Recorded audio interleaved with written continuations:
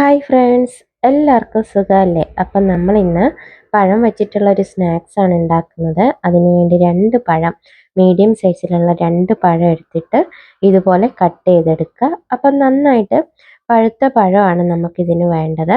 അങ്ങനെ പഴങ്ങളെല്ലാം നമ്മൾ കട്ട് ചെയ്തെടുത്തിട്ടുണ്ട്. അപ്പോൾ ഇതിനി ആവശ്യമായിട്ടുള്ളത് രണ്ട് കട്ട ശർക്കരയാണ്. അത് ഞാൻ ഒരു 3/4 ഗ്ലാസ് വെള്ളം ഒഴിച്ചിട്ട് വെള്ളം എല്ലാം അലിഞ്ഞു വന്നതിന് ശേഷം അതൊന്ന് അരിച്ചെടുക്കണം. പാന് അടുപ്പിൽ വെച്ചിട്ടുണ്ട്. അപ്പം നമുക്ക് ഇതിനകത്തേക്ക് 2 ടേബിൾ സ്പൂൺ നെയ്യ് ഒഴിച്ചു കൊടുക്കാം. വെളിച്ചെണ്ണയാണ് ഇഷ്ടമെങ്കിൽ അതും ചേർക്കാവുന്നതാണ്.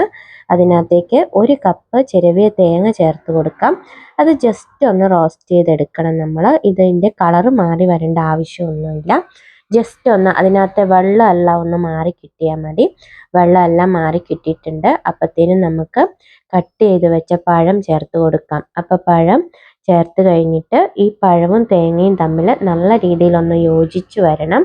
അപ്പം നമുക്ക് ഈ സ്നാക്ക് ഉണ്ടാക്കുന്നതിൻ്റെ ഏറ്റവും വലിയ പ്രത്യേകത എന്ന് വെച്ചാൽ ഇത് ഉണ്ടാക്കി കഴിഞ്ഞാൽ ആർക്കും ഇത് ഫെയിൽ ആവില്ല. അതുപോലെ തന്നെ കഴിക്കാൻ നല്ല ടേസ്റ്റാണിത്. എല്ലാവരും ഉണ്ടാക്കി നോക്കൂ. അപ്പോൾ പഴങ്ങളെല്ലാം നന്നായിട്ട് റോസ്റ്റായി വന്നിട്ടുണ്ട്. ഇത് നല്ല രീതിയിലൊന്ന് നമുക്ക് ഉടച്ചു കൊടുക്കണം. അതിനുശേഷം നമുക്കിതിനകത്ത് ഒരു 1/4 കപ്പ് റവ ചേർത്ത് കൊടുക്കാം. റവ ചേർക്കുന്ന സമയത്ത് നിങ്ങൾക്ക് വറുത്തതോ വറക്കാത്തതോ ആയിട്ടുള്ള റവ ചേർക്കാം. അങ്ങനെ റവയും തേങ്ങയും പഴവും തമ്മിൽ നന്നായിട്ടൊന്ന് യോജിപ്പിച്ചെടുക്കണം. ഒരു 2 മിനിറ്റൊക്കെ യോജിപ്പിച്ചാൽ മതി.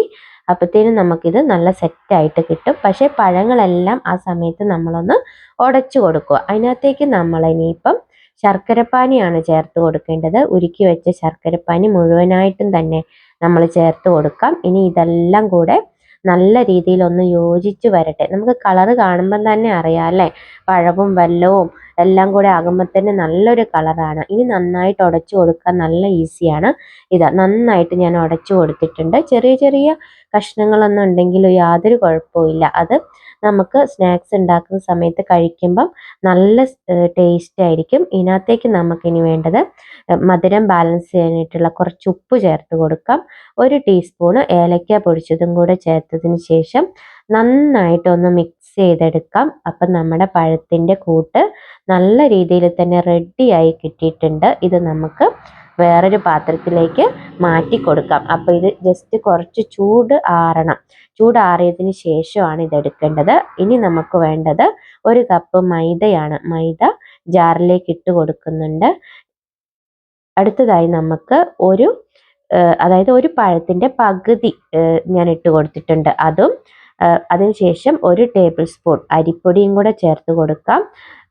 ഇനി ഉപ്പ് ചേർത്ത് കൊടുക്കാം. ആവശ്യത്തിനുള്ള ഉപ്പും ചേർത്ത് കൊടുത്തിട്ട് ഒരു 1/4 ടീസ്പൂൺ മഞ്ഞൾപ്പൊടി, കളറിന് വേണ്ടിയിട്ടാണ്. മഞ്ഞൾപ്പൊടിയും കൂടെ ചേർത്ത് കൊടുത്തിട്ട് ഒരു 3/4 കപ്പ് വെള്ളം കൂടെ ഒഴിച്ചിട്ട് നല്ല രീതിയിൽ ഇത് അരച്ചെടുക്കണം. അപ്പോൾ വെള്ളത്തിൻ്റെ അളവ് നമ്മൾ കൂടിപ്പോകാൻ വേണ്ടി പാടില്ല. വെള്ളം കൂടിപ്പോയി കഴിഞ്ഞാൽ നമുക്കിത് കറക്റ്റ് കോട്ട് ചെയ്തെടുക്കാൻ വേണ്ടിയിട്ട് പറ്റില്ല. അതുകൊണ്ട് വെള്ളത്തിൻ്റെ അളവെല്ലാം കറക്റ്റ് ആക്കി കിട്ടിയിട്ടുണ്ട്. അതായത് ഈ രീതിയിലാണ് നമുക്ക് കൂട്ട് വേണ്ടത്. അങ്ങനെ നമ്മുടെ ബാറ്റർ എല്ലാം റെഡിയായി കിട്ടിയിട്ടുണ്ട്. നമുക്കിത് വേറൊരു പാത്രത്തിലേക്ക് മാറ്റി കൊടുക്കാവുന്നതാണ്. അപ്പം നിങ്ങൾ ഈ സ്നാക്സ് ഉണ്ടാക്കിയിട്ട് എനിക്കൊന്ന് കമൻറ്റ് ചെയ്യണേ. എത്രത്തോളം ടേസ്റ്റ് ആയിരുന്നു എന്ന് നിങ്ങൾക്കത് മനസ്സിലാവും. അപ്പം നമ്മുടെ പഴത്തിൻ്റെ കൂട്ടെല്ലാം നല്ല രീതിയിൽ ചൂടൊക്കെ തണിഞ്ഞു കിട്ടിയിട്ടുണ്ട്.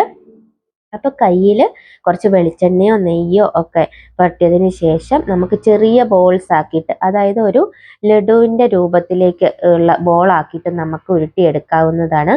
ഉരുട്ടിയെടുക്കാൻ യാതൊരു പാടുമില്ല. പെട്ടെന്ന് തന്നെ ഇത് കണ്ടോ, 2 കൈയും ഇങ്ങനെ വെച്ചിട്ട് നമുക്ക് നല്ല ഷേപ്പിൽ ഉരുട്ടിയെടുക്കാവുന്നതാണ്. അങ്ങനെ ഓരോ ലഡു പോലെയുള്ള രൂപത്തിലാക്കിയിട്ട് നമുക്ക് ഓരോ ബോൾസ് ആക്കിയിട്ട് നമുക്ക് എടുത്ത് വെക്കാം.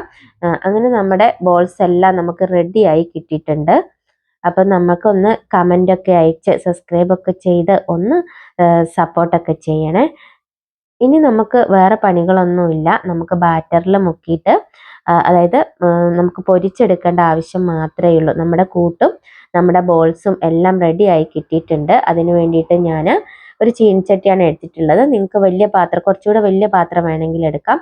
അതിനകത്തേക്ക് ഞാൻ വെളിച്ചെണ്ണ ഒഴിച്ചു കൊടുത്തിട്ടുണ്ട്. നമുക്കിത് വെളിച്ചെണ്ണയാണ് നല്ല ടേസ്റ്റ് കൂട്ടുന്നത്. അങ്ങനെ നമുക്കിത് ബാറ്ററിൽ മുക്കുന്നു, നല്ല രീതിയിൽ കോട്ട് ചെയ്തെടുക്കുന്നു. അത് വെളിച്ചെണ്ണയിലേക്ക് ഇടുന്നു. ഇത്ര പണി മാത്രമേ ഉള്ളൂ. നമുക്ക് കണ്ടോ നന്നായിട്ട് തന്നെ കോട്ട് ചെയ്ത് മുകളിലേക്ക് കുറച്ച് ബാറ്റർ ഇട്ട് കൊടുത്താൽ മതി. കോട്ട് ചെയ്ത് കിട്ടിയിട്ടുണ്ട്. ഒന്നും പുറത്തേക്കൊന്നും പോയിട്ടില്ല. നിങ്ങൾക്ക് കാണാൻ വേണ്ടി പറ്റുന്നുണ്ട്. രണ്ടാമത്തെ ബോൾസും കൂടെ ഞാൻ കാണിച്ചു തരുന്നുണ്ട്. അതുപോലെ നമുക്കിനി വെളിച്ചെണ്ണയിലേക്ക് ചേർത്ത് കൊടുക്കാവുന്നതാണ്. അങ്ങനെ നമുക്ക് ഇനി ജസ്റ്റ് ഒരു ഭാഗം മൊരിഞ്ഞ് കഴിയുമ്പോഴത്തേനും നമുക്ക് അടുത്ത ഭാഗം മറിച്ചിടാവുന്നതാണ്.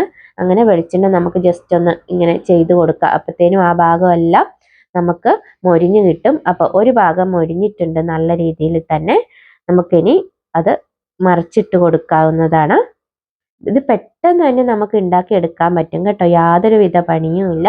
അങ്ങനെ നന്നായിട്ട് കണ്ടോ, ഇതിൻ്റെ കളറ് കാണുമ്പം തന്നെ നിങ്ങൾക്ക് അറിയാൻ പറ്റുന്നുണ്ട് നല്ല രീതിയിൽ മൊരിഞ്ഞ് കിട്ടിയിട്ടുണ്ട്. അപ്പോൾ ഇതിൻ്റെ പ്രത്യേകത എന്ന് പറഞ്ഞാൽ നമുക്ക് പുറത്ത് നല്ല ക്രിസ്പി ആയിരിക്കും, എന്നാൽ ഉള്ളിൽ നല്ല സോഫ്റ്റും ആയിരിക്കും. അത് വെച്ചിട്ടുള്ള പഴം സുഗ്യനാണ് നമ്മൾ ഇന്നിവിടെ ഉണ്ടാക്കിയിട്ടുള്ളത്. അപ്പോൾ എല്ലാവരും ഇതുപോലെ ട്രൈ ചെയ്ത് നോക്കുക. എല്ലാ പഴത്തിൻ്റെ സുഗ്യനും ഞാൻ ഇതുപോലെ ഉണ്ടാക്കി എടുത്തിട്ടുണ്ട്. എല്ലാവരും ട്രൈ ചെയ്ത് നോക്കിയിട്ട് ഫീഡ്ബാക്ക് ഒക്കെ അറിയിക്കുക. നമുക്ക് നല്ലൊരു വീഡിയോ ആയിട്ട് വീണ്ടും കാണാം.